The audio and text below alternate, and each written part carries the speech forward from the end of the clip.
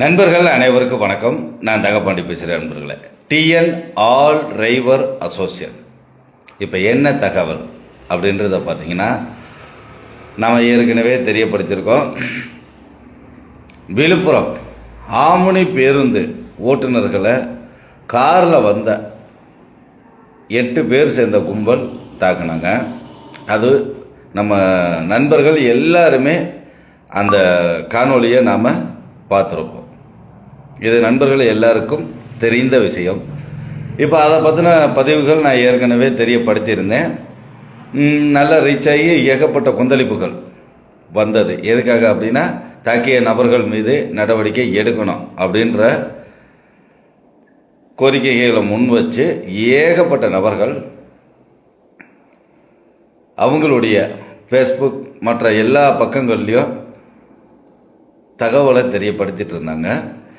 இப்போ அதனுடைய உண்மை நிலவரம், உண்மை சம்பவம் என்ன நடந்துச்சு அப்படின்ற விஷயம் கண்டிப்பாக எல்லா நண்பர்களுக்கும் தெரியணும். ஏன்னா இன்னைக்கு எனக்கு அதிகமான ஃபோன் கால்ஸ் வர ஆரம்பிச்சிருச்சு. ஆனால் இந்த ஆம்னி பேருந்து ஓட்டுநர்களுக்காக போராட்டம் நடத்தினாங்க, நீங்கள் முன்னாடி நின்று பார்த்துட்டு இருந்தீங்க, ஏன் நீங்கள் அதுக்கப்புறம் எந்த ஸ்டெப்பும் எடுக்கலை அப்படின்ற மாதிரியான கேள்விகள் என்கிட்ட தொடர்ந்து வர்ற காரணத்தினால நான் அவங்கக்கிட்ட சொன்ன ஒரே விஷயம், நண்பரே சரி ஓகே, இதை பற்றி நான் தெளிவாக ஒரு வீடியோ போடுறேன் அப்படின்னு சொல்லியிருந்தேன். நம்ம வீடியோ போடலாம் அப்படின்னு தான் நினச்சிட்டு இருந்தோம். இருந்தாலும் நம்ம நண்பர்களுக்கு நேரடியாக லைவில் போய் நாம் இதை தெரியப்படுத்திடுவோம் அப்படின்னு சொல்லி தான் இன்னைக்கு லைவுக்கு வந்திருக்கோம் நண்பர்களை. அதை முதல்ல நண்பர்களுக்கு தெரியப்படுத்திக்கிறேன். அதாவது இந்த ஆம்னி பேருந்து ஓட்டுநர்கள் தாக்கின தகவல் எனக்கு எப்போ தெரியும் அப்படின்னு கேட்டிங்கன்னா, போன வாரம் புதன்கிழமை நைட்டு ஒரு 11 மணி 11:30 மணிக்கு எனக்கு தெரியும். அப்போ அந்த பாதிக்கப்பட்ட ஓட்டுநர்களினுடைய நம்பர் இருந்தால் எனக்கு கொடுங்க அப்படின்னு சொல்லி கேட்டேன். அப்போ நம்ம கோவை மாவட்டம் பொள்ளாச்சியை சேர்ந்த வீரகுமார் அப்படின்ற நண்பர் தான் எனக்கு முதல்ல பாதிக்கப்பட்ட ஓட்டுநரில் ஒருத்தருடைய நம்பர் அனுப்பிச்சி விட்டார். அவர் பேர் சரவணன். அப்போ அவர்கிட்ட கூப்பிட்டு நான் பேசினேன், என்ன நண்பரே ஆச்சு, யார் மேலே உங்கள் மேலே எது தவறுகள் இருக்கா அப்படின்ற சொல்லி கேட்கும்போது, இல்லைண்ணே அந்த மாதிரி எந்த சம்பவமும் இல்லை, இப்போ இன்னைக்கோட சேர்த்து நாங்கள் 2வது நாளாக உட்காந்துருக்கோம் ஸ்டேஷனில், நல்லா இதை காட்டுங்க, 2வது நாளாக நாங்கள் ஸ்டேஷனில் உட்காந்துருக்கோன்னே, இன்னும் எந்த நடவடிக்கை எடுக்கலை அப்படின்ற தகவலை சொன்னார். அதைத்தான் சொன்னார். அவங்க பேசின மொத்த ரெக்கார்ட்ஸையுமே நம்ம வச்சுருக்கோம். அப்போ சொல்லும்போது, சரிங்க நண்பரே இப்போ என்ன உதவிகள் வேணும் அப்படின்னு, ஆனால் கண்டிப்பாக நீங்கள் முன்னாடி நின்று இதுக்கு ஒரு தீர்வு கண்டு கொடுக்கணுன்னே அப்படின்னு சொல்லி கேட்டார். அப்போ நான் சொன்னேன், நண்பரே இந்த மாதிரி பாதிக்கப்பட்டு நிறைய பேர் கூப்பிட்றாங்க, அவங்களுக்காக முன்னாடி நின்று நம்ம செஞ்சுட்டு இருக்கும்போது இடையிலேயே பாதையிலேயே பின் வாங்கிறாங்க, நீங்கள் எந்த மனநிலையில் இருக்கீங்க அப்படின்றத கேட்கும்போது, இல்லைண்ணே நாங்கள் பின்லாம் வாங்க மாட்டோம், கடைசி வரைக்கும் உங்கள் கூட நிற்போம் அப்படின்ற தகவலை தெரியப்படுத்துகிறாங்க. அந்த விஷயத்தை சொன்ன உடனே சரின்னு சொல்லி நான் காலையில் கிளம்பி போகிறேன். ஏன்னா அதுக்கு முதல் நாள் ஒரு 3 நாளாக பவானி பக்கத்தில் சித்தோடு அந்த ஊரில் ஒரு நம்ம ஓட்டுநருக்கு ஒரு பிரச்சனை, அந்த பிரச்சனைக்காக தான் அந்த பிரச்சனையை பார்த்துட்டு இருந்தவே அதை முடிச்சுட்டு நான் காலையில் கிளம்பி அங்கே போகிறேன் நண்பர்களே. அங்கே நான் போகும்போது பார்த்தோம் அப்படின்னா, எங்கே இருக்காங்க, டிஐஜி ஆஃபீஸில் இருக்காங்க. என்ன நண்பரே ஆச்சு அப்படின்னா, இந்த மாதிரி உள்ள மனு கொடுக்க போயிருக்காங்க அப்படின்ற தகவலை தெரியப்படுத்துறாரு. யாரு, சரவண நண்பர் அந்த தகவலை தெரியப்படுத்துறாரு. சரவண நண்பரும் பிரவீன் நண்பரும் உள்ள மனு கொடுக்க போயிருக்காங்க. யாருப்பா வந்திருக்கா அப்படின்னு சொல்லி நான் கேட்கும்போது ஒரு சங்கத்து பேரை சொன்னாங்க. சரி ரைட்டு ஓகே, இப்போ நம்ம மனு கொடுப்போம் அப்படின்னு போகும்போது அங்கே என்ன சொல்கிறாங்க அப்படின்னா, இல்லைங்க ஒரு பிரச்சனைக்கு ஒருத்தர் ஆல்ரெடி மனு கொடுத்துட்டாரு, மாற்றி கொடுக்க வேண்டாம் அப்படின்றத சொல்லிட்டாங்க. சரி ரைட்டு, என்ன சொன்னாங்க அப்படின்றத கேட்கும்போது 2 நாளில் சம்மந்தப்பட்ட நபர்களில் ஒரு 2 பேரையாவது அரெஸ்ட் பண்ணி கொண்டு வந்துருவோம் அப்படின்ற தகவலை தெரியப்படுத்துகிறாங்க. ஓகே அப்படின்னாச்சு. இப்போ அடுத்த கட்டம் என்ன அப்படிங்கும்போது, கலெக்டர் ஆஃபீஸுக்கு மனு கொடுக்கணும் அப்படின்றாங்க. சரின்னு சொல்லி கலெக்டர் ஆஃபீஸுக்கு நம்ம போகிறோம். பாதி பேர் கலெக்டர் ஆஃபீஸுக்கு வந்துட்டாங்க, ஆனால் பாதி பேரை காணோம். அதுலேயும் குறிப்பாக இன்னொரு டிரைவர் இல்லை, ஒரு டிரைவர் மட்டும்தான் இருக்கார், இன்னொரு டிரைவர் இல்லை. அந்த முன்னாடி போய் டிஐஜி ஆஃபீஸில் மனு கொடுத்த அந்த சங்கத்து நபர்களும் வரலை. என்னப்பான்னு ஃபோன் கொடுக்குமே, இல்லை நான் கலெக்டர் ஆஃபீஸில் கொடுக்க வேணான்ட்டாங்க அப்படின்னு சொல்லிட்டு போயிட்டாங்க. அதுக்கப்புறம் அந்த சரவணன்ற டிரைவர் என் பக்கத்தில் கூட வரலை. இந்த பிரவீன்றவர் தான் இருந்தார், அவர்கிட்ட தான் ஒவ்வொரு தகவல்களையும் நான் கேட்டு தெரிஞ்சுக்கிட்டேன், என்ன நடந்துச்சு அப்படின்ற விஷயங்களை பூரா கேட்டு தெரிஞ்சுக்கிட்டு இப்போ அடுத்து என்ன பண்ண போகிறீங்க அப்படின்னும் போது, இல்லைண்ணே எஃப்ஐஆர் போட்டு கையில் கொடுத்துட்டாங்க, அதனால் கிளம்ப சொல்லிட்டாங்க, ஓனர் வந்து வண்டி எடுத்துகிட்டு போகிறாரு அப்படின்றார். இந்த சம்பவம் நடந்தது எப்போ? வியாழக்கிழமை மதியானம் நான் அங்கே கலெக்டர் ஆஃபீஸ்லேருந்து வந்து கொஞ்ச நேரத்திலே அந்த பிரவீன்ற டிரைவர் போய் பஸ்ஸை எடுத்து இன்னொரு டிரைவர் வர்றாருன்னே அவர்கிட்ட கொடுத்து வரேன் அப்படின்னு சொல்லிட்டு பஸ்ஸை எடுத்துகிட்டு வர்றார். அவர் பஸ்ஸு பக்கத்தில் நின்று தான் நம்ம வீடியோவே போட்டிருப்போம். அப்போ அந்த 2 டிரைவர்கள் என்ன சொல்கிறாங்க, அண்ணே வீட்டில் பூரா பயந்துட்டாங்க, வீட்டுக்கு ஒரு 2 போய் தலையை காமிச்சிட்டு வந்துடுறோம் அப்படின்னு சொல்கிறாங்க. சரி ரைட்டு போயிட்டு வாங்கப்பா, இப்போ நான் வந்து என்ன செய்ய, நாளைக்கு இதை என்னென்னு பார்க்கணும், காலையில் ஸ்டேஷனுக்கு போவோம் அப்படின்ற. சரிங்கண்ணே நாங்கள் வந்துடுறோம் அப்படின்னு சொல்கிறாங்க. அப்போ நான் ரூம் போட்டு இங்கே தங்குறேப்பா, நீங்கள் காலையில் வந்துருங்க, மதியானம் வர்ற மாதிரி வந்துருங்க, நம்ம என்னென்னு போய் அடுத்ததாக ஃபாலோ பண்ணுவோம். மனு கொடுத்தா மட்டும் எல்லா வேலையும் நடந்துடாது, எஃப்ஐஆர் காப்பி போட்டு கொடுத்துட்டாங்க, அதோடு நிற்கிது, நம்ம தான் அதுக்கான அடுத்த ஸ்டெப்பு எடுக்கணும் அப்படின்ற தகவல்களை நாம் தெரியப்படுத்திட்டோம். இந்த 2 டிரைவர்களும் கிளம்பி போயிட்டாங்க. நான் அங்கே அவுட்டரில் ஒரு லாட்ஜில் ரூமை போட்டு தங்கியாச்சு. சரி, அப்போ நான் அங்கே இருக்கும்போது சும்மா இருப்பேனா? அப்போ இது சம்மந்தப்பட்ட விஷயங்களுக்காக ஃபோன் போட்டு ஒவ்வொரு இடங்கள்லையும் கேட்கும்போது, ஆல்ரெடி நான் இங்கேருந்து போகும்போதே அந்த வண்டி ஓனர்கிட்ட நான் பேசினேன். அப்போ அவங்க ஒரு தகவலை என்ன தெரியப்படுத்தினாங்க அப்படின்னா, எங்கள் சைடு இருந்து பெரிய பெரிய ஆஃபீஸர்கள் வரைக்கும் எல்லாருக்கிட்டையும் இந்த பிரச்சனையை நாங்கள் கொண்டு போயிட்டோம், இந்த பிரச்சனையில் எங்களால் ஒன்றும் பண்ண முடியல, எங்களுக்கு சம்மந்தப்பட்ட வக்கீல்கிட்டையே அவங்க தரப்பில் இருந்து வந்து பேசிகிட்டு இருக்காங்க காம்ப்ரமைஷனுக்காக அப்படின்ற விஷயங்களை அந்த பஸ்ஸு ஓனர் நமக்கு சொல்கிறார். பெரிய பெரிய இடங்கள் அவங்க சொன்ன போஸ்டிங்கில் இருக்கிற நபர்களில் இந்த வீடியோவில் சொல்ல வேண்டாம்னு நினைக்கிறேன். ஏன்னா அந்த மாதிரி எல்லா பக்கமும் நாங்கள் பேசிட்டோம். ஆனால் இது ஒன்றும், அவரே ஓப்பனாக சொல்லிட்டார், இது ஒன்றும் ஆக போகிறது இல்லைங்க, பெரிய இடம் அப்படின்ற கான்செப்டு முதல் நாள் அவர் சொன்னது. நம்ம விழுப்புரத்தில் இருக்கும்போது என்ன பண்ணோம், நமக்கு ஏன்னா நம்ம சங்கத்தில் ஆல்ரெடி ரிட்டையர்டு ஜட்ஜு முதல் கொண்டு ஏகப்பட்ட நபர்கள் இருக்காங்க. காவல்துறையில் வேலை செய்கிறவங்க, இந்த அரசாங்கத்தில் வேலை செய்கிறவங்கன்னு இந்த ரிட்டையர்ட் ஆனவங்க நிறையா பேரோட நம்ம டைஅப்பில் இருக்கோம். அப்போ அந்த ரிட்டையர்டு ஜட்ஜு ஐயா அவர்கிட்ட கேட்கும்போது இந்த சம்பவத்தை பற்றி தெளிவாக சொல்லும்போது, அப்போ அவர் ஒரு விஷயம் தெளிவாக சொன்னாங்க. இது அதிகபட்சமாக எஃப்ஐஆர் போட்டிருக்காங்க, அந்த எஃப்ஐஆர் காப்பியை படித்து பார்க்கும்போது இது ஸ்டேஷனில் இருந்தே பெயிலில் விட்டுருவாங்க, இது பெரிய கேஸ் ஆக போகிறதில்ல, இந்த பசங்க மேலேயும் கண்டிப்பாக கேஸாக ஆக்குவாங்க, இது அதிகபட்சம் போனால் ஸ்டேஷன் பெயிலில் போயிடும், இவ்வளவு தான் கான்செப்டில் முடியும், நீங்கள் அடுத்த ஸ்டெப்புக்கு மூவ் பண்ணுங்க அப்படின்னு ஒரு சில ஐடியாக்களை கொடுத்தாங்க. அந்த ஐடியாக்களை நம்ம நடைமுறை கொண்டு வருவோம்னு சொல்லி தான் அந்த ஓட்டுநர்கள்ட்ட சரவணன்றவர் அதோடு சரி, அதுக்கப்புறம் என்னுடைய மொபைல் தொடர்புக்கே வரலை, பிரவீன்ற நபர் மட்டும்தான் என்கிட்ட பேசிகிட்டு இருக்காரு. அப்போ அந்த நபர்கிட்ட நான் பேசுகிறேன், எப்பா நான் எடுத்து வச்சிருக்கிற பிளான், இப்போ இதை பண்ணால் தான் நம்ம அடுத்த மூவுக்கு போக முடியும்னு சொல்லி மனித உரிமை ஆணையத்தில் நம்ம நேரடியாக போய் கம்ப்ளைண்ட் கொடுக்கறதுக்கான ஏற்பாடுகள் நான் பண்ணியிருக்கேன். அதை முடிச்சுட்டு அப்படியே நேராக போய் முதல்வரை பார்த்து கம்ப்ளைண்ட் கொடுக்கறதுக்கு, முதல்வரை பார்க்கறதுக்கும் ஒரு பொதுநலவாதி, அதாவது சோசியல் ஆக்டிவிட்டி பண்ணுறவங்க அவருங்க மூலியமாக நான் ஏற்பாடு பண்ணி வச்சுருக்கேன். முதல்ல மனித உரிமை ஆணையத்துக்கு போய் மனுவை கொடுத்துட்டு நாம் நேராக முதல்வரை போய் பார்த்து மனு கொடுக்க போகிறோம், இதாப்பா பிளானு, இதுக்கான ஏற்பாடுகளே பண்ணி வச்சுருக்கேன் அப்படின்ற தகவலை நம்ம தெரியப்படுத்துகிறோம். சரிங்கண்ணே ஓகே வந்துடுறேன் அப்படின்னாரு. சரி ஞாயிற்றுக்கிழமை நீ ஆஃபீஸுக்கு வந்துடு, நம்ம சென்னையில் வேலப்பன் சாவடியில் ஆஃபீஸ் இருக்குது, நீ ஆஃபீஸுக்கு வந்துடு, நம்ம அங்கே எல்லாம் தெளிவாக பேசி முடிச்சுட்டு நம்ம திங்கட்கிழமை காலையில் ஃபஸ்ட்டு மனித உரிமை ஆணையத்துக்கு போகிறோம், 2வதாக முதல்வரை பார்க்க போகிறோம் அப்படின்ற தகவலை தெரியப்படுத்துகிறேன். சரிங்கண்ணேன்னு சொல்லிட்டு ஞாயிற்றுக்கிழமை ஆஃபீஸுக்கு வரலை, ஃபோன் போட்டால் ஃபோனை எடுக்கலை. சரின்னு சொல்லி திங்கக்கிழமை ஃபோன் போடுறேன், ஃபோனை எடுக்கலை. நம்ம வக்கீல் ஒருத்தர் ரெடி பண்ணி வச்சுருக்கோம்ல, ஏன்னா அவங்க வக்கீல்லேயே இந்த ஜென்ரல்னு சொல்லுவாங்க இல்லையா, அந்த மாதிரி இருக்கிறவர். அப்போ அவர் கூப்பிட்டு என்னென்னு கேட்குறாரு, என்ன பாண்டி வர்றேன்னு சொன்னீங்க, இப்போ வரைக்கும் எந்த தகவலும் இல்லை அப்படின்னாரு. அதுக்கப்புறம் சார் இந்த மாதிரி டிரைவர் ஃபோனை எடுக்கலை அப்படின்றத நான் ஃபோனில் சொல்ல முடியாதுல்ல, நான் வந்துட்டுருக்கேன் சார் அப்படின்னு சொல்லி நேரடியாக போய் வக்கீல் சாரை பார்த்து நடந்த விஷயங்களை சொல்லும்போது, இதுக்கு தான் பாண்டி நான் சொல்கிறது, டிரைவருங்க அந்த நேரத்தில் ஆத்திரப்படுவாங்க, அதுக்கப்புறம் எந்த வேலையும் பார்க்க மாட்டாங்க, வெட்டியாக நீங்கள் வேறு எதுக்கு அலைஞ்சிட்ருக்கீங்க, இவங்க பாருங்கள் கடைசியில் காம்ப்ரமைஷனில் போயிடுவாங்க அப்படின்னு சொல்லிட்டு சரி நீங்கள் பாருங்கள் அப்படின்ட்டார். வந்தாச்சு. திங்கக்கிழமை ஃபோனை எடுக்கலை. நல்லா தெரிஞ்சுங்க, திங்கக்கிழமை உங்களுக்கும் ஃபோனை எடுக்கலை. வாட்ஸ்அப்லேயும் மெசேஜ் போடுறேன், மெசேஜை பார்க்குறாங்க, ஆனால் ரிப்ளை இல்லை. செவ்வாய்க்கிழமை நம்ம சங்கத்தினுடைய நிர்வாகி, அவர் பேர் கௌரி சங்கர், கோயம்புத்தூரில் இருக்கார். அவரும்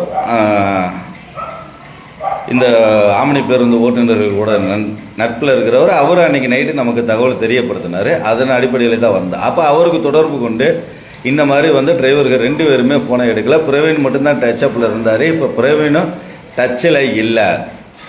இது என்னன்னு கேளுங்க, எனக்கு லைனில் பிடிங்க அப்படின்னு சொல்லி கேட்கும்போது அவர் இன்னொருத்தரை பிடிச்சி அதுக்கப்புறம் கான்ஃபரன்ஸ் காலில் பேசுகிறோம். அப்போ பிரவீன்றவர் லைனில் வர்றார். அதுக்கு ஒரு மணி நேரத்துக்கு முன்னாடி தான் நான் அவருக்கு ஃபோன் போட்டேன். ஃபுல்லாக வெயிட்டிங்கிலே போயிட்டுருக்கேன். செவ்வாய்க்கிழமை 3 தடவை கூப்பிட்ருக்கேன், 3 தடவை வெயிட்டிங்கிலே போயிட்டு இருந்துச்சு. கௌரி சங்கர் மூலிமா அவரை நம்ம லைனில் எடுத்துட்டோம். லைனில் எடுத்த உடனே என்னப்பா ஆச்சு, ஃபோனை எடுக்க மாட்டேங்கிற, ஞாயிற்றுக்கிழமை வர சொன்னேன் வரலை, திங்கக்கிழமை இந்த இதெல்லாம் நம்ம பண்ண போகிறோன்னு சொல்லியிருந்தேன், ஏன் வரலை அப்படிங்கும்போது அவர் தயங்கிக்கிட்டே பேசுகிறார். என்னதே உனக்கு பிரச்சனை, நீ ஓப்பனாக சொல்லுப்பா. என்கிட்ட சனிக்கிழமை பேசும்போது என்ன சொன்னார், அண்ணே காம்ப்ரமைஷனுக்கு கூப்பிட்றாங்கண்ணே அப்படின்னு சொன்னார். நல்லா கேட்டுக்கோங்க, காம்ப்ரமைஷனுக்கு கூப்பிட்றாங்கண்ணே அப்படின்னு சொன்னார். என்னப்பா நீ காம்ப்ரமைஷனுக்கு போகிற ஐடியாவில் இருக்கியா அப்படின்னு சொல்லி கேட்டேன். இல்லைண்ணே நான் காம்ப்ரமைஷனுக்கும் போக மாட்டேன், கேஸையும் வாபஸ் வாங்க மாட்டேன் அப்படின்றத தெளிவாக சொன்னார். சரி ஓகே, காம்ப்ரமைஷனுக்கு போகிறதா இருந்தால் இந்த மாதிரி ஒரு டிமாண்டை நீ வை. என்ன டிமாண்ட் அப்படின்னா, அடித்த 2 டிரைவருக்கும் ஆளுக்கு 50 லட்ச ரூபா பணம் கொடுக்கணும்னு சொல்லு. பணம் கொடுக்கறது மட்டும் இல்லாமல் அந்த அடித்த 8 பேரும் இந்த 2 டிரைவர்களினுடைய கால கழுவி அந்த தண்ணியை குடிக்கணும், அதை நாங்கள் வீடியோ எடுத்து போடுவோம் அப்படின்ற டிமாண்டை வை, காம்ப்ரமைஷனுக்கு வந்தா அப்படின்னு சொன்னேன். சரிங்கண்ணே அப்படின்ட்டு வச்சார். இது சனிக்கிழமை நடந்தது. இப்போ செவ்வாய்க்கிழமை லைனில் வந்துட்டார். என்னப்பான்னு கேட்கும்போது இல்லைண்ணேன்னு முழுங்கி பேசினார். எப்பா எதுவாக இருந்தாலும் நீ ஓப்பனாக பேசு, இல்லை நீ காம்ப்ரமைஷனுக்கு போகிறனாலும் ஓப்பனாக கூட சொல்லிடு அப்படின்னு சொல்லி கேட்கும்போது, இல்லைண்ணே நாங்கள் ஒரு சங்கத்தில் இருந்தோம், அந்த சங்கத்துக்காரங்க அவங்க முன்னாடி நின்று பார்க்குறேன்றாங்க அப்படின்றாரு. சரிப்பா, இது சங்கம் சார்ந்து நான் வரலை, நான் ஒரு ஓட்டுநர் பாதிக்கப்பட்டிருக்காருன்ற எண்ணத்துக்காகவே வந்தேன். இப்போ அதனால என்ன பிரச்சனை அப்படின்றத நான் கேட்குறேன். நல்லா தெரிஞ்சுங்க நண்பர்களே, நான் ஒரு ஓட்டுநர் தாக்கப்பட்டிருக்காருன்ற கான்செப்டுக்காக தான் உள்ளே வந்தேன். இதனால என்ன பிரச்சனை அப்படிங்கும்போது, இல்லைண்ணே அதாவது நம்ம சங்கத்தில் இருந்து வெளியில் போன நபர்கள் தான், நம்ம சங்கத்தில் இருக்கிற நபர்களை பூரா தூக்கிட்டு ஓடுன திருட்டு கும்பல்னு கூட சொல்லலாம். ஏன்னா அந்த நபர்கள் நான் வர்றது அவங்களுக்கு பிடிக்கல, அதனால் என்னைய கழட்டி விட சொல்லியிருக்காங்க. அதனால இந்த நபர் ஃபோன் எடுக்காமல் இருந்து என்கிட்ட மறைச்சு பேசுகிறார். சரிப்பா இப்போ நான் என்னதே செய்யணும் அப்படின்னு கேட்கும்போது, இல்லைண்ணே அவங்க முன்னாடி நின்று பார்க்கட்டும், அப்போ நீங்கள் ஒதுங்கிக்கங்க இந்த பிரச்சனையில் இருந்து அப்படின்னு சொல்லாமல் சொல்கிறார். சரி ஓகே ரைட்டு, உனக்கு தீர்வு கிடைக்கும் அப்படின்னு நீ நினச்சேன்னா தாராளமாக பார்ப்பா, எனக்கு ஒன்றும் பிரச்சனை இல்லை. என்னுடைய நோக்கம் பாதிக்கப்பட்டது நீங்கள், தப்பு பண்ணவங்களுக்கு தண்டனை கிடைக்கணும், அதுக்காக தான் நான் முன்னாடி வந்தேன். இது இன்னொரு ஓட்டுநருக்கு நடக்காமல் இருக்கிறதுக்கு ஒரு முன்னுதாரணமாக எடுத்து காட்டணுன்றதுக்காக தான் நாங்கள் உள்ளே வந்தோம். உங்கள் சங்கம் அதை செய்யுது அப்படின்னா நீங்கள் தாராளமாக செய்யுங்க. அப்பயும் நான் தெளிவாக அந்த பையன்கிட்ட சொல்கிறேன், எப்பா மனித உரிமை ஆணையத்துக்கு போங்க, சிஎம்ஐ பாருங்கள், ஸ்டேஷனை நம்பி நீங்கள் உட்கார்றதுல எந்த ஒரு நல்ல விஷயமும் நடக்க போகிறதுல நீங்கள் எதிர்பார்க்குற மாதிரி நடக்காது. நாம் எதிர்பார்த்த மாதிரி நடக்கணும் அப்படின்னா இது 2 இடத்துக்கு போனால் மட்டும்தான் நடக்குன்ற தகவலை நான் தெளிவாக தெரியப்படுத்திட்டேன். அப்போ சரிண்ணே அவங்க பார்த்துக்குருவாங்கண்ணே அப்படின்னு சொல்லிட்டார். அதுக்கு மேலே நாம் எப்படி உள்ளே போகிறது நீங்களே சொல்லுங்கள். முகத்துக்கு நேராக நீ வராத, நீ இந்த பிரச்சனையில் தலையிடாத அப்படின்னு சொன்னதுக்கப்புறம் நம்ம எப்படி உள்ளே போக முடியாது. ஆனால் அந்த பையன்கிட்ட தெளிவாக சொல்லிட்டேன், எப்பா ஒரு கூட்டம் போடுறதுனாலையோ 10 பேர் சேர்ந்து ஒரு இடத்துல கோசை போடுறதுனாலையோ எந்த ஒரு விஷயமும் நடக்க போகிறது கிடையாது. ஏன்னா சட்டம் தெளிவாக இருக்குது, ஸ்டேஷன் அவங்களுக்கு முழுக்க சப்போர்ட் பண்ணிகிட்ருக்கு. நல்லா தெரிஞ்சுக்கோங்க, அந்த ஸ்டேஷனில் இருக்கிற எஸ்ஐ அன்றைக்கி நான் கால் ரெக்கார்டு கூட போட்டுவிட்டேன் பார்த்தீங்களா, அவங்க முழுக்க அந்த நபர்களுக்கு ஃபுல் சப்போர்ட். ஏன்னா அது பணம் முதலைகள், அவங்கக்கிட்ட பணம் இருக்குது, கையில் எடுத்துட்டாங்க. அப்போ நம்மக்கிட்ட பணம் இல்லை, ஆனால் நியாயத்தை வெளியில் கொண்டு வர்றதுக்கு 2 இடம் இருக்குது. ஒன்று மனித உரிமை ஆணையம். மனித உரிமை ஆணையத்தில் எந்த ஒரு காலகட்டத்திலையும் எந்த பணத்தை வச்சு விலைக்கு வாங்க முடியாது. அவங்க அப்படி செயல்படவும் மாட்டாங்க. அங்கே போகிறோம், முதல்வர் அங்கேயும் மாற்ற முடியாது. இந்த 2 இடத்துக்கு போகிறதுக்கான ஏற்பாடு நான் பண்ணி வச்சிருக்கேன். சரி, ஓகே, நீங்களாவது அதை செய்யுங்க, அப்போதான் அதுக்கான தீர்வு கிடைக்கும் அப்படின்றது சொன்னோம். அதை செய்யலை. ஆனால் இப்போ விழுப்புரத்தில் அனைத்து சங்க கூட்டமைப்பு அப்படின்னு சொல்லி ஒரு கண்டன ஆர்ப்பாட்டம் தெரியப்படுத்தணும் போட்டாங்க. 2ஆம் தேதி சங்கங்கள் வந்தாங்க, அதை நடத்தினாங்க. பழையபடி அதே எஸ்பி ஆஃபீஸில் போய் மனுதையும் கொடுத்துருக்காங்க. எஸ்பி என்ன சொல்லியிருக்காரு, நாங்கள் நடவடிக்கை எடுக்கிறோம், அவங்கள ரிமாண்ட் பண்ணி நாங்கள் பெயிலில் விட்டாச்சு, கோர்ட்டில் கேஸ் நடக்க நீங்கள் கோர்ட்டில் போய் பார்த்துக்கோங்க அப்படின்றதையும் தெரியப்படுத்தியிருக்காங்க. இதுதான் நடக்கும்னதே நம்மளுக்கு வியாழக்கிழமையே தெரியுமே. அதுக்கப்புறம் தானே நம்ம அடுத்த ஸ்டெப்பை எடுக்கிறோம். நல்லா தெரிஞ்சுக்குங்க, இதுதே நடக்க போகுதுன்னு நமக்கு வியாழக்கிழமை நைட்டே தெரிஞ்சிருச்சு. அதுக்கப்புறம் தான் நம்ம மாற்று வழிகளை ஏற்பாடு பண்ணுறோம். அந்த மாற்று வழிகளுக்குள்ளே போனாதே நமக்கான தீர்வு கிடைக்கும். இப்போ என்ன கண்டிஷனே, டிரைவர் மேலேயும் கேஸு, அவங்க மேலேயும் கேஸு.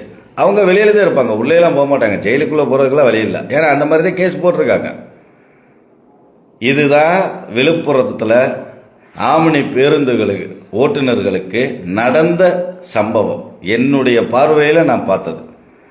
இப்போ இன்னும் நான் என்னுடைய தோழமை சங்கங்கள் எனக்கு இப்போ வரைக்கும் ஃபோன் போட்டு ஆதரவு தெரிவித்து கூப்பிட்டா உடனே வர்றேன்னு சொல்கிற சங்கங்கள் 33 சங்கங்கள் இருக்குது. அதில் 30 சங்கம் பதிவானது, 3 சங்கம் வந்து வாட்ஸ்அப் குரூப்பாக ரன்னிங்கில் வச்சுருக்காங்க, இன்னும் பதிவு பண்ணலை. மொத்தம் 33 சங்கங்கள். அந்த நண்பர்கள்லாம் கேட்டாங்க, அண்ணே நம்ம ஒரு போராட்டத்தை அறிவிப்போம், சென்னையில் பிரம்மாண்டமாக கொண்டு வருவோம், ஒவ்வொரு சங்கத்திலேருந்து நாங்கள் 100 பேரை கூட்டிகிட்டு வரோம் அப்படின்னாங்க. ஐயா, இங்கே போராட்ட களம்ன்றதுக்கு வேலை இல்லை. ஏன்னா இந்த இடத்துல போராட்ட களத்துக்கு வேலை இல்லை. இது நாசுக்கா செய்ய வேண்டிய வேலை. யார் முடிவெடுக்கணுமோ அங்கே நம்ம அந்த வேலையை செஞ்சாலே போதுமானது. அதனால் போராட்டம்லாம் வேண்டாம், நீங்கள் பொறுமையாக இருங்க.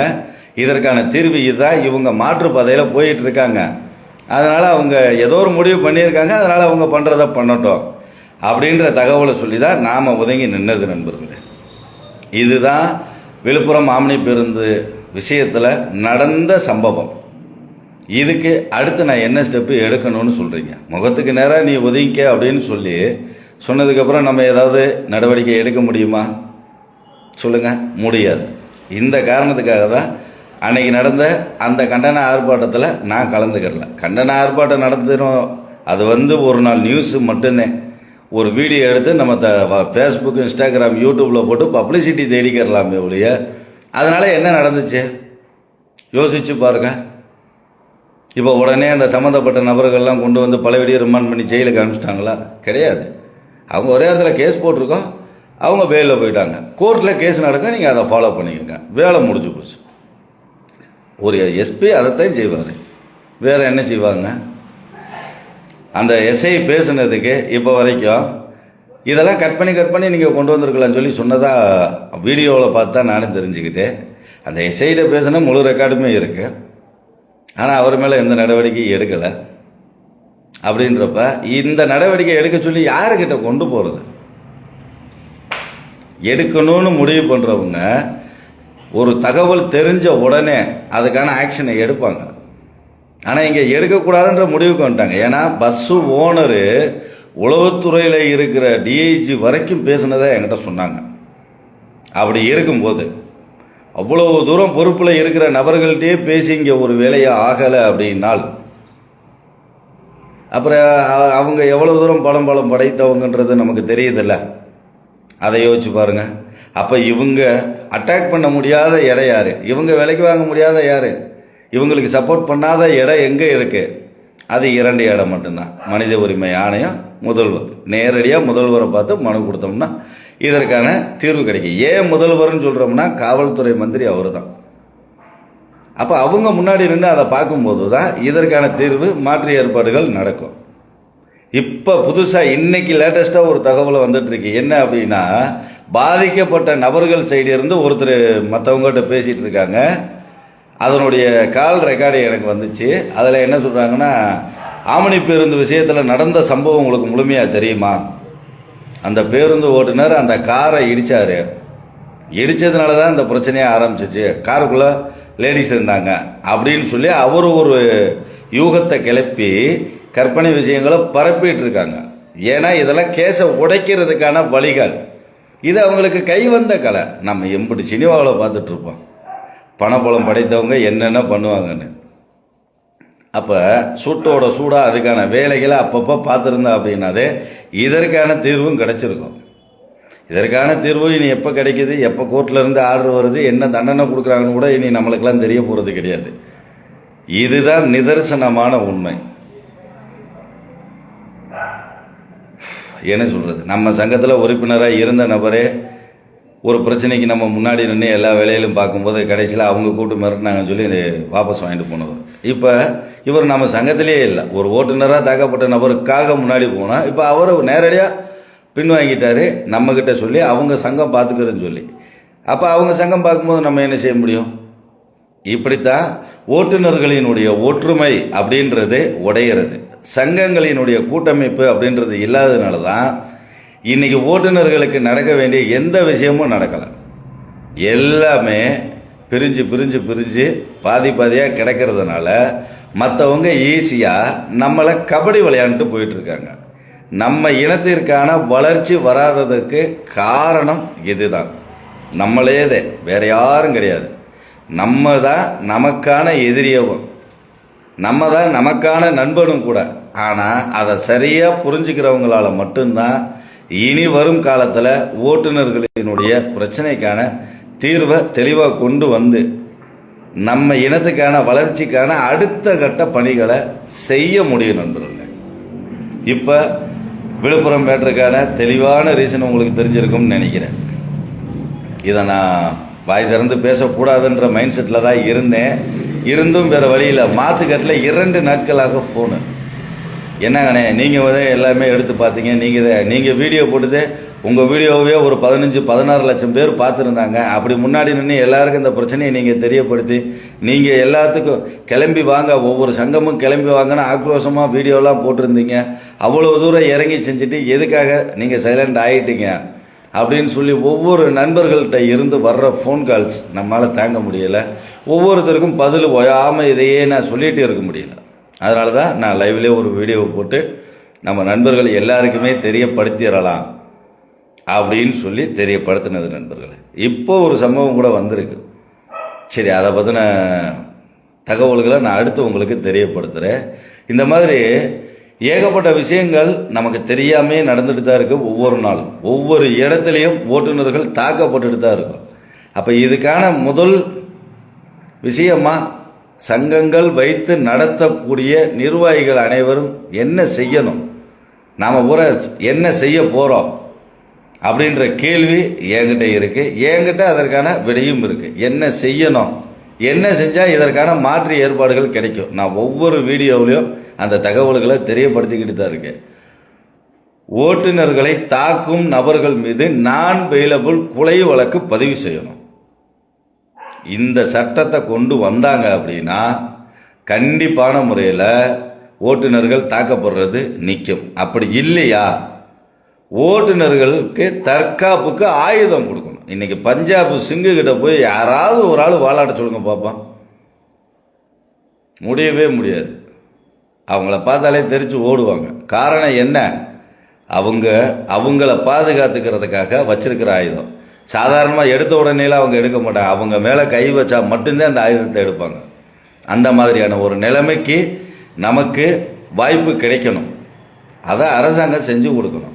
ஒன்று சட்டத்தை அமல்படுத்தணும், இல்லை ஓட்டுநர்களுக்கு பாதுகாப்பு கவசம், தற்காப்பு பாதுகாப்பு கவசம் கொடுக்கணும். ஆயுதம் கொடுக்கும்போது அதை வச்சு நம்மளை நாம் பாதுகாத்துக்கிறலாம். இந்த 2 விஷயங்களில் ஏதாவது ஒன்று கூட நடக்காமல் ஓட்டுநர்கள் தாக்கப்படுவதை நிறுத்த முடியுமா அப்படின்னு கேட்டால் சத்தியமாக முடியாது நண்பர்களே. இன்னைக்கு கூட யார் அடி வாங்கியிருக்கான்னு கூட நமக்கு தெரியாது. அந்த ஆமணி பேருந்தில் நடந்த விஷயம் வீடியோவாக வரப்போய் நாம் எல்லாருக்கும் தெரியும். இதே மாதிரி ஒவ்வொரு நாளும் எத்தனை ஆமணி பேருந்து, எத்தனை 1000 ஆமணி பேருந்துகள் ஓடுது. அத்தனைதுலேயும் நடக்கிற பிரச்சனையெல்லாம் நமக்கு தெரிஞ்சிட்டு இருக்கா சொல்லுங்க பாப்பா. ஏன் ஒரு மாதத்துக்கு முன்னாடி ஒரு சம்பவம் நடந்துச்சு. சரி விடுங்க, நான் தான் அந்த டாப்பிக்கை இன்னொரு நாள் நான் சொல்கிறேன்ட்டு. ஏன்னா இப்போ தான் அந்த பிரச்சனையை கையில் எடுத்திருக்கோம். அதை நான் முடிச்சுட்டு அதை தெரியப்படுத்துகிறேன். இப்படி வீடியோ எடுத்து வந்த விஷயங்கள் மட்டும்தான் நம்மளுடைய பார்வைக்கு தெரியுது. வீடியோவில் வராமல் வெளியில் சொல்லாமல் இருக்கிற பிரச்சனைகள் எவ்வளவோ இருக்குது. அப்போ இது பூரா நிற்கணும் அப்படின்னா அது சட்டம் போட்டால் மட்டும்தான் சாத்தியம். ஒவ்வொரு நபருக்கும் பாதுகாப்புக்கும் ஒவ்வொரு ஆளை அனுப்ப முடியாது. இதையெல்லாம் மாற்றி அமைக்கணும் அப்படின்னா முதல்ல ஓட்டுநர்களாக இருக்கக்கூடிய நமக்குள்ள ஒற்றுமையாக இருக்கணும். ஒரு ஓட்டுநருக்கு பிரச்சனைனா ஒரு ஓட்டுநர் நின்று கேள்வி கேட்குற இடத்துல இருக்கணும். இல்லை அதை ஒரு சங்கத்தில் ஒரு உறுப்பினராக இருந்துட்டா அப்படின்னா அந்த சங்கத்துக்கு தெரியப்படுத்தும் போது அதனுடைய தன்மை என்னன்னு நமக்கு தெரிய ஆரம்பிக்க அதுக்காக நாம் குரல் கொடுக்குற பணிகளை செய்யலாம். எந்த நபராக இருந்தாலும் சரி ஏதாவது ஒரு சங்கத்தில் இருங்க. ஓட்டுநர் அப்படின்னாலே முதல்ல ஒரு சங்கத்தில் இருங்க. அதே மாதிரி சங்கத்தில் இருந்து நேரடியாக பணிக்கு போங்க. நீங்களா இண்டிவிஜுவலாக ஒரு ஓனர்கிட்ட போய் வண்டிக்கு சேர்ற இதை விட்டுருங்க. அப்படி போய் சேர்றதுனால தான் உங்களுக்குன்னு கிடைக்கக்கூடிய மரியாதைகளும் சலுகைகளும் உங்களுடைய அத்தியாவசிய தேவைகளுமே நிறைய இடங்களில் மறுக்கப்படுது. உங்களுக்கானது கிடைக்கணும் அப்படின்னா நீங்கள் ஒரு சங்கத்தில் இருந்து போகும்போது தான் அங்கே உங்களுக்கு முதல்ல மதிப்பு இருக்கும். எப்பா சங்கத்திலேருந்து வந்திருக்காங்க, நாளைக்கு இந்த டிரைவர் ஏதாவது ஒரு பிரச்சனைன்னு நம்ம சொல்ல ஆரம்பித்தோம் அப்படின்னம்னா அவங்க சங்கத்தில் இருந்து வருவாங்கப்பா, இவர் ஏதாவது தப்புன்னா நம்ம சங்கத்தில் சொல்லுவோம், அவங்க கேட்டுக்குருவாங்க அப்படின்ற மனநிலைக்கு வரும்போது தான் இதை பூராமே நம்ம மாற்ற முடியும். போக்குவரத்து துறை அமைச்சரை பார்க்க வேண்டும். குணா நண்பரே வணக்கம். போக்குவரத்து துறை அமைச்சர் என்ன பண்ணுவாங்க கொஞ்சம் யோசிச்சு பாருங்க. இதனுடைய நடவடிக்கை எடுக்க வேண்டிய இடத்துல யார் யார் இருக்கா? அதாவது ஒரு மனிதனை இன்னொரு மனிதன் தாக்கக்கூடாது, அது மனிதாபிமானத்துக்கு மீறின செயல். அப்ப இதை தட்டி கேட்கக்கூடிய இடத்துல இருக்கிறது மனித உரிமை ஆணையம், சரிங்களா? அப்ப அவங்க கேட்கலாம். ரெண்டாவது கம்ப்ளைண்ட் கொடுத்துருக்கோம், அதுக்கான நடவடிக்கை எடுக்கல. அப்ப அதை யார் கேட்கணும்? போலீஸ் மினிஸ்டர், நம்ம சிஎம் சார் தான் கேட்கணும். இப்போ போக்குவரத்து துறை அமைச்சர்கிட்ட நம்ம சம்பந்தப்பட்ட மனுக்கள் வேணா கொடுக்கலாமே ஒழிய இதில் நேரடியாக தலையிட்டு அவர் என்ன கொடுத்துருவாருன்னு நினைக்கிறீங்க? அவர் என்ன நடவடிக்கை எடுத்துருவாரு? இதில் நேரடியாக தலையிட்டு அவருடைய நடவடிக்கை எடுக்கிற அளவுக்கான வழிகள் இல்லை. குணா நண்பரே, இது சம்பந்தப்பட்ட இடம் இரண்டு. ஒன்று மனித உரிமையான, இல்லைன்னா போலீஸ் மினிஸ்டர். இந்த இரண்டு நபர்களை பார்க்கும்போது தான் இதற்கான தீர்வு கிடைக்கும் நண்பரே. அதனால தான் நான் முதல்வர்னு சொன்னது. ஏன்னா இந்த மாதிரி நம்மளுடைய தேவைகள் எல்லாத்தையும் நாம் நிறைவு செய்யணும் அப்படின்னா அதுக்கு முதல்ல நாம் ஒற்றுமையாக ஒன்றா இருக்கணும். ஒரு சங்கத்தில் இருந்து நம்ம வேலைக்கு போகும்போது சரி அங்கே நமக்கான மதிப்புகள் கிடைக்கும். இந்த இன்னைக்கெல்லாம் என்கிட்ட கிட்டத்தட்ட ஏகப்பட்ட வேக்கன்சிக்கு கால் பண்ணியிருக்காங்க. எனக்கு இத்தனை டிரைவர் வேணும், இத்தனை டிரைவர் வேணும், சங்கத்தில் இருந்து கொடுங்க அப்படின்னு. என்னால் டிரைவர் கொடுக்க முடியலை. எப்படி? என்னால் டிரைவர் கொடுக்க முடியலை. அவ்வளோ வேகன்சி வருது, ஆனால் அனுப்புறதுக்கு என்கிட்ட டிரைவர் இல்லை. 100ல் ஒரு 2 பேர் ஃபோன் போட்டு அண்ணே வேகன்சி ஏதாவது இருந்தால் சொல்லுங்கண்ணே அப்படின்றாங்க. அவங்கள நாம் அனுப்பிச்சி வச்சிடறோம். 1,03,800 சில்லற பேர் இருக்கிற வாட்ஸ்அப் குரூப்பில் 2 பேர் ஒரு ஆளுதே என்னைக்கோ ஒரு நாளைக்கு பதிவு போகிறாங்கண்ணே வேகன்சி இல்லாமல் இருக்கனே, ஏதாவது வேகன்சி இருந்தால் தெரியப்படுத்துங்கண்ணே அப்படின்னு சொல்லி. டிரைவர் கேட்குறது அதிகமாக இருக்குது, ஆனால் டிரைவர் நம்ம கொடுக்கறதுக்கு நம்மக்கிட்ட டிரைவரே இல்லாத அளவுக்கு இருக்குது. அப்போ இந்த நிலைமைகள்லாம் கொஞ்சம் கொஞ்சமாக மாற்றணும். நம்ம சங்கத்தில் சொல்கிறது அதான். நீங்கள் எங்கே வண்டிக்கு போகணுனாலும் எங்கே வேலைக்கு போகிறீங்கனாலும் சங்கத்தின் நேரடி பார்வையில் போங்க, உங்களுக்கு அங்கே பாதுகாப்பு இருக்கும் அப்படின்ற விஷயங்களை தான் நாம் தெளிவாக தெரியப்படுத்திட்டு இருக்கோம். இதுதான் நண்பர்களே, ஓட்டுநர்களுக்கு ஒரு பிரச்சனை நடக்குது அப்படின்னா அந்த பிரச்சனைக்கான தீர்வு அப்படின்றத நாம் நினச்சாதான் கொண்டு வர முடியும். அதை கொண்டு வர்றதுக்குன்னு சில வழிமுறைகள் இருக்குது. சில இடங்களில் வீரத்தை பயன்படுத்தலாம், சில இடங்களில் விவேகத்தை தான் பயன்படுத்தணும். அப்போ தான் நம்ம ஜெயிக்க முடியும்.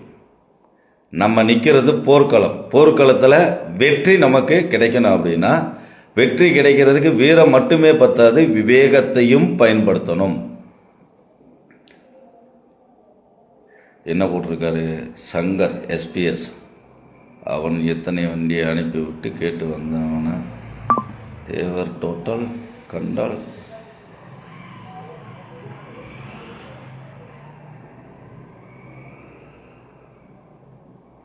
நண்பரே, லைவ்ல இப்படிலாம் அசிங்கமாக பதிவு போடலாமா? சரிங்களா? இந்த மாதிரி தான் நண்பர்களே போயிட்டுருக்கு. இதுதான் இன்னைக்கு நம்ம தெரியப்படுத்த வந்த தகவல். முழுக்க முழுக்க ஆவணி பேருந்து, விழுப்புரம் ஆவணி பேருந்து ஓட்டுநர்களுக்கான பிரச்சனைகளுக்கான நான் கண்ணால் பார்த்த வரைக்கும் உங்ககிட்ட தகவல் தெரியப்படுத்தியிருக்கேன். சரிங்களா? இனிமேல் வார வாரம் ஞாயிற்றுக்கிழமை நம்மளுடைய ஃபேஸ்புக் சேனல் வழியாக லைவில் வருவ நண்பர்கள் உங்களுக்கான சந்தேகங்கள் எது இருந்தாலும் கேட்கலாம். எனக்கு தெரிந்த அளவுக்கு அதற்கான விடைகளை நான் தர்றேன் அப்படின்னு தெரியப்படுத்திக்கிறேன். நன்றி நண்பர்களே.